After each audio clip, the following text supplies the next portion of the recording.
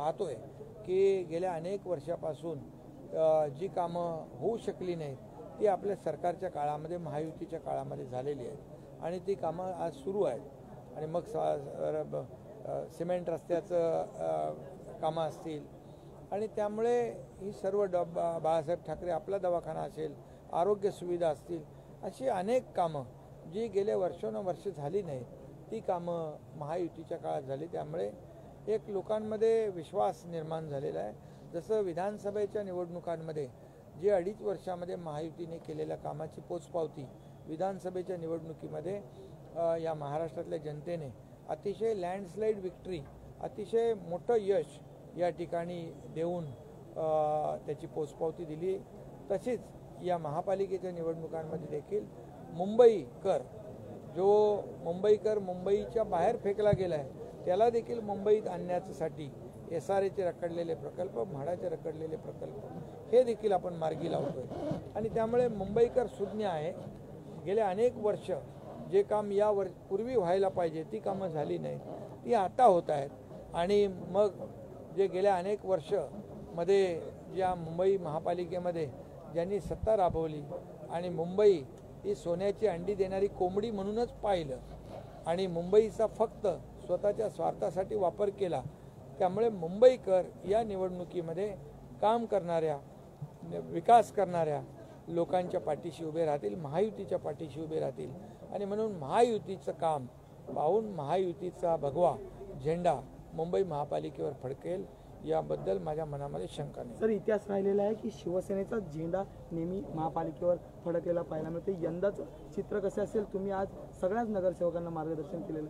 महायुतीचा भगवा फडकेल, मी सांगितलं ना, महायुतीचा विकासाचा झेंडा फडकेल. जो विकास केलेला आहे तो या महापालिकेमध्ये कामी येईल. आणि ज्यांनी या मुंबई महापालिकेमध्ये जे गेल्या अनेक वर्षापासून जे काही काम केले ते लोकांसमोर आहे. आणि त्यामुळे मुंबईकर सुज्ञ आहे.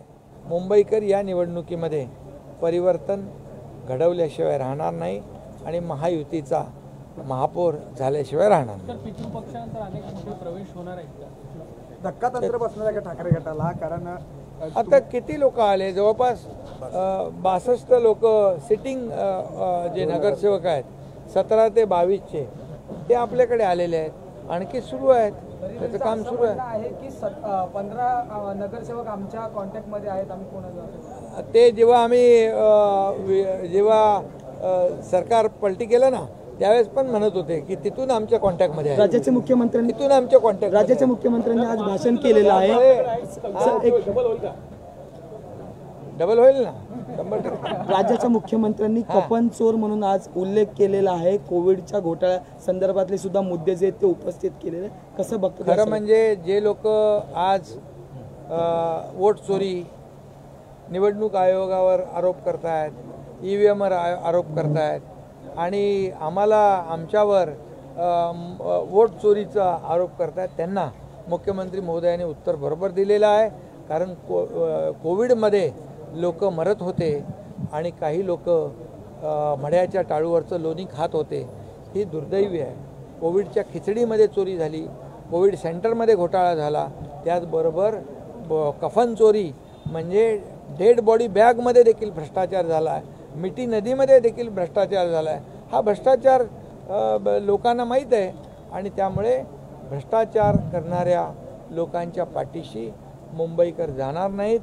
काम करणाऱ्या लोकांच्या पाठीशी मुंबईकर राहणार.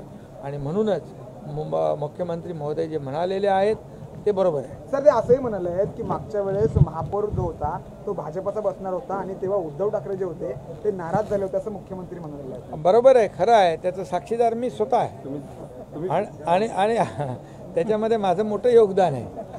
आणि म्हणून मी एकच सांगतो की जे बाळासाहेबांची विचारधारा सोडून दुसरी विचारधारा धरली ज्यांनी, त्यांना लोकांनी लोकसभेत देखील आणि विधानसभेत देखील जागा दाखवली. त्यांनी म्हटलं की जिंकताना आम्हाला गनिमी कावा कसा करायचा हे माहिती आहे. याआधी आम्ही 2022ला गनिमी कावा दाखवलाय, या पुढेही दाखवू. मुख्यमंत्री म्हटले आज. मग ते जेव्हा आणखी एक गनिमी कावा होईल का वापस? जेव्हा अरे बाबा त्याला उठव आणि जेव्हा बघा बाळासाहेबांच्या विचारांची प्रतारणा झाली आणि जेव्हा या महाराष्ट्रामधल्या जनतेने शिवसेना भाजपला मॅन्डेट दिलं होतं, ते मॅन्डेट धुडकावून स्वतःच्या स्वार्थासाठी जेव्हा काही लोकांनी बाळासाहेबांचे विचार सोडले, त्यांना लोकांनी जागा दाखवली. त्यामुळे महापालिकेमध्ये देखील आमचा विकासाचा अजेंडा आहे. विकास आणि विकास, डेव्हलपमेंट आणि डेव्हलपमेंट ही लोकांना दिसते आहे. आणि याच मार्गाने आम्ही पुढे जाणार आणि याच मार्गाने विकासाच्या अजेंड्यावर लोक महायुतीला मतदान करणार आणि महायुतीचा महापौर होणार. धन्यवाद.